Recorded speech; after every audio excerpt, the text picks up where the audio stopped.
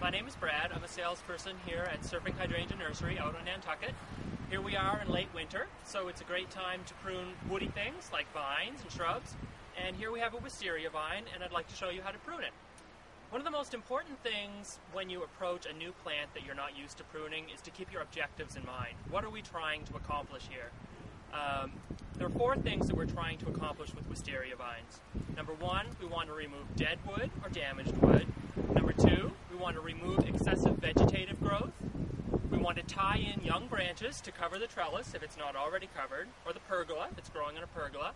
And we want to stimulate flower production because people plant wisteria for their beautiful flowers. Alright, so let's go ahead and get started pruning.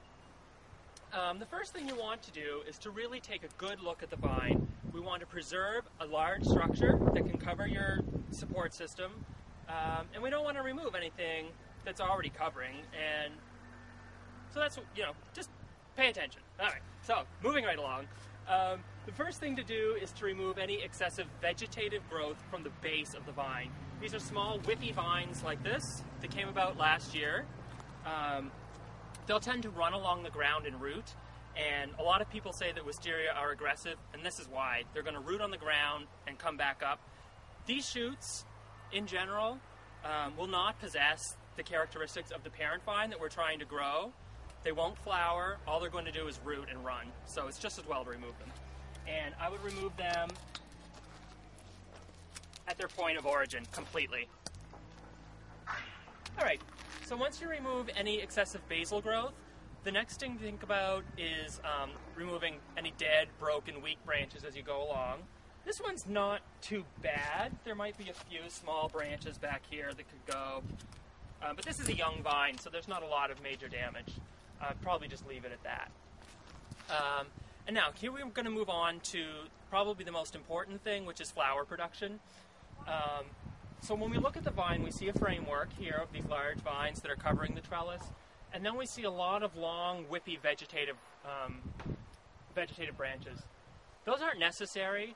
A lot of those buds will not produce flowers, and if they did, they would be so heavy that they're likely to tear the vine when it flowers. So what we want to do is to create flowers that are close to the main framework, that will be held on strong spurs, so that you can see them, but also so that they remain intact. So in order to do that, we're going to do spur pruning. We're going to take any long vegetative buds, long pieces like this, and we're going to cut them back to a spur. A spur is a short branch. Each one of the spurs will have between 3 and 4 buds. More than 4 buds are not necessary. They will produce flowers, but the likelihood is that they will be smaller, and again, that they could break off. So I would go through and tip all of these to 3 to 4 buds. And you can see here we have 2 different types of growth here. We have these long vegetative ones that I've been cutting, but the plant has also naturally produced spurs on its own last year. So for example, this short little branch here is a spur that the plant naturally produced. You notice on these ones the buds are very crowded, but there's 1, 2, 3, there's almost 4 buds on these already. Some of the larger ones will have 6, 8, 10 buds. I would tip those too.